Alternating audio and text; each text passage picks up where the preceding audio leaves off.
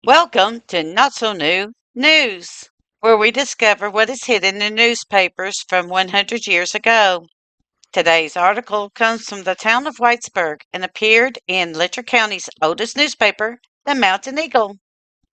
Volume 2, Number 20, dated January 14th, 1909. Today's edition of the Mountain Eagle is titled, Pay Up for the Eagle Now. Mr. Merchant, let the Eagle advertise your business. Rates reasonable. Mr. Merchant, let us do your job printing. We guarantee satisfaction. This is a reading that is from the writings done in 1909. These views are from that time period and do not necessarily reflect the modern views of Kentucky Tennessee living nor its narrator. However, we do feel that all historical documents should be preserved for the future and strive not to change one word of the reading. However, if we feel that the readings are too controversial in political or religious standing, we will either silently put up the article for viewing or will direct everyone where it can be found online. Thank you for your understanding. The Home Circle, choicest of reading. Leave your home with loving words. They may be your last.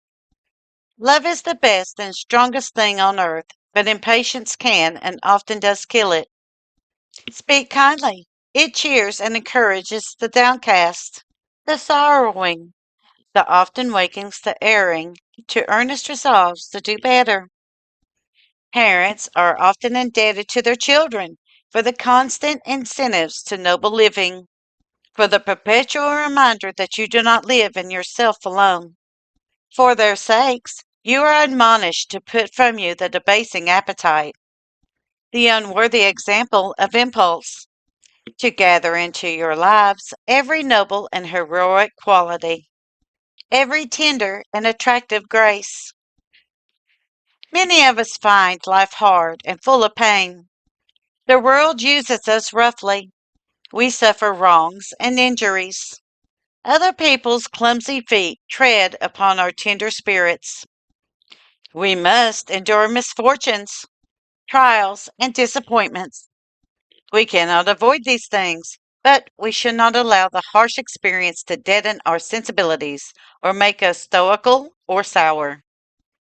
The true problem of living is to keep our hearts sweet and gentle in the harshest conditions and experiences. If you remove the snow from the hillside in the late winter, you will find sweet flowers growing there beneath the cold drifts, unhurt by the storm and snowy blankets that have covered them. So, we should keep our hearts tender and sensitive beneath life's fiercest winter blasts and through the longest years of suffering. Even in injustice and wrong treatment, this is true victorious living. Kindness is one of the purest traits that finds a place in the human heart. It gives us friends wherever we may chance to wander. To show kindness, it is not necessary to give large sums of money or to perform some wonderful deed that will immortalize your name. It is the word of sympathy to the discouraged and the disheartened. Kindness makes the sunshine wherever it goes. It is the real law of life, the link that connects earth with heaven. Would you live in a remembrance of others after you are gone? Write your name on the tablets of their hearts by the acts of kindness and love. The noblest revenge we can make upon our enemies is to do them a kindness. It is customary and seems to be natural for blessings to brighten as they take their flight.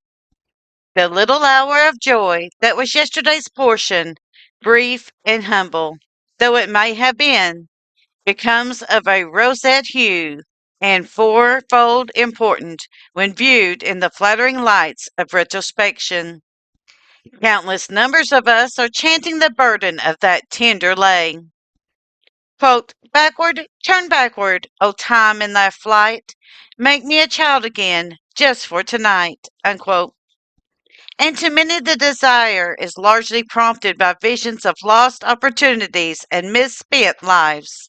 The ever recurring theme, quote, "It might have been," unquote, which tells the history, in brief, of many lifetime mistakes, is common to us all as we repeat the words with a sigh, realizing all too late our former blindness and folly. What is politeness? This should interest everybody. What is politeness? It consists of a sincere and honest desire to promote the happiness of those around us, and not of false smiles and flattering words. The word politeness means real kindness, kindly expressed, and also good breeding or elegance of manners. It is a trait which everyone admires and which confers upon its possessor a charm that does much to pave the way to success. It has been said that, quote, "a man's manners form his fortune," unquote.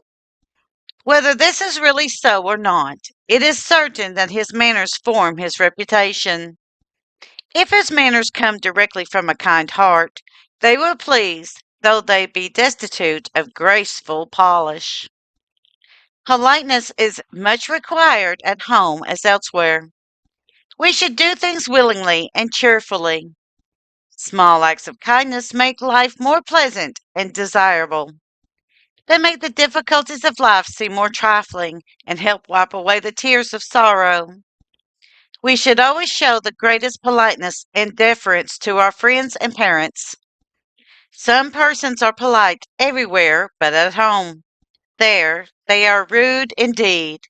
Perhaps, if they were asked a question and they were occupied, they will scowl and mutter something over to themselves and pay no attention to that one who spoke, as though they were too insignificant.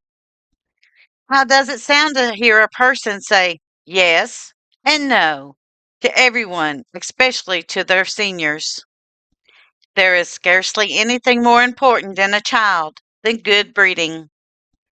While it is comparatively easy to be polite toward strangers or toward people of distinction whom we meet in society or on public occasions, still it should be remembered that it is at home in the family that an everyday politeness is really most prized, coming as it should from the kindly feeling of the heart.